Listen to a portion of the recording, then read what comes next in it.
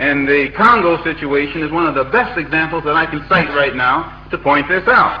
The Congo situation is a nasty example of how a country, because it is in power, can take its press and make the world accept something that's absolutely criminal. They take American trained, they take pilots that they say are American trained, and this automatically lends respectability to them. And then they will call them anti-Cuban, anti-Castro Cubans, and that's supposed to add to their respectability, and eliminates the fact that they're dropping bombs on villages where they have no defense whatsoever against such planes, blowing to bits black women, Congolese children, Congolese babies. This is extremism, but it is never referred to as extremism because it is endorsed by the West. It's financed by America. It's made respectable by America. And that kind of extremism is never labeled as extremism because it's not extremism in defense of liberty. And if it is extremism in defense of liberty, as this text has just pointed out, it's extremism in defense of liberty for the wrong type of people.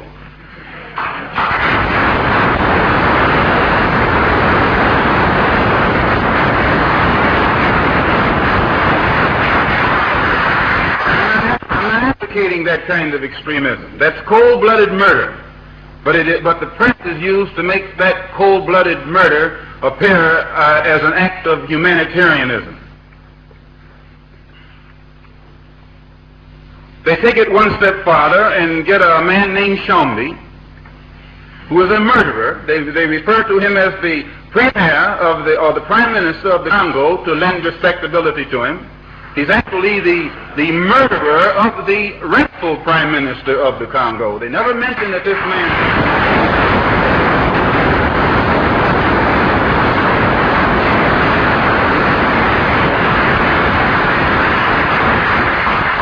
I'm not for extremism in defense of that kind of liberty or that kind of activity.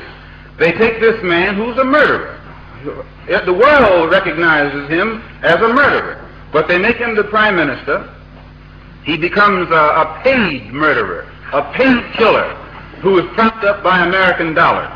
And to show the degree to which he is a paid killer, the first thing he does is go to South Africa and hire more killers and bring them into the Congo. They give them the glorious name of mercenary, which means a hired killer, not someone that's killing for some kind of patriotism or some kind of ideal, but a man who is a paid killer, a hired killer. And one of the leaders of them is right from this country here. And he's glorified as a soldier of fortune when he's shooting down little black women and black babies and black children. I'm not for that kind of extremism.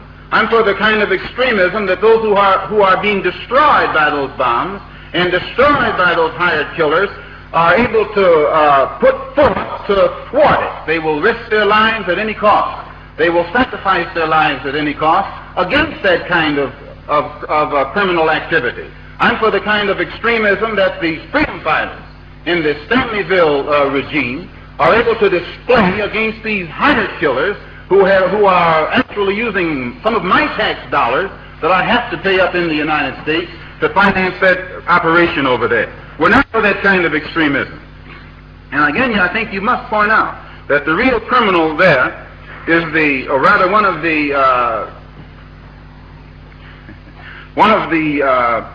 of those who are very much involved as accessories to the crime is the press. Not so much your press, but the American press, which has tricked your press into repeating what they have invented.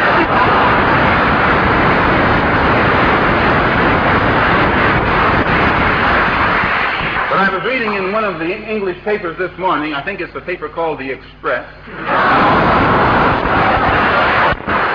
and it gave a very clear account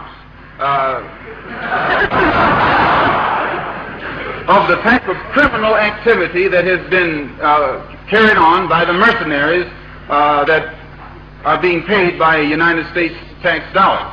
And it showed where they were killing Congolese, whether they were from the central government or the Stanleyville government. Didn't make any difference to them. They just killed them. And they had it fixed where those who had been processed had to wear a white bandage around their head, and any Congolese that they saw without that white bandage, they killed them. And this is clearly pointed out in the English papers. If they had printed it last week, there would have been an outcry, and no one would have allowed the Belgians and the United States and the others who are in cahoots with each other to carry on the criminal activity that it did in the Congo, and which I doubt anybody in the world, not even here at Oxford, will accept, not even my friend.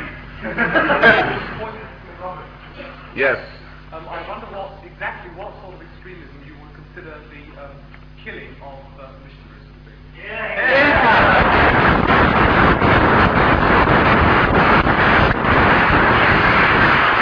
I call it the type of extremism that was involved when America dropped the bomb on Hiroshima and killed 80,000 people, or over 80,000 people, both men, women, children, everything. It was an act of war. I'd call it the same kind of extremism that happened when England dropped bombs on German cities and Germans dropped bombs on English cities. It was an act of war. And the Congo situation is war. And when you call it war, then anybody that dies, they die a death that is justified. But those who are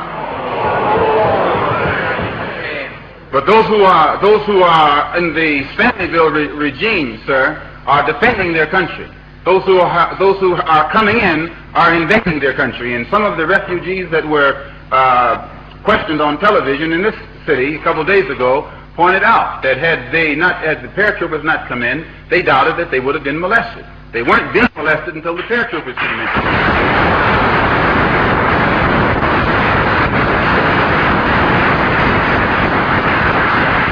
I don't encourage any act of murder, nor do I glorify in anybody's death, but I do think that when the white public uses its press to magnify the fact that there are the lives of white hostages at stake, they don't say hostages.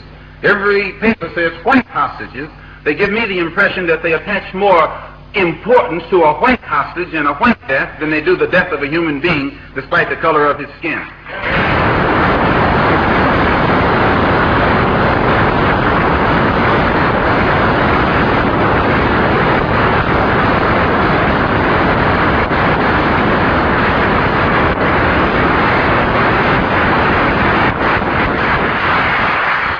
I feel forced to make that point clear, that I'm not for any indiscriminate killing, and nor does the death of so many people go by me without creating some kind of emotion.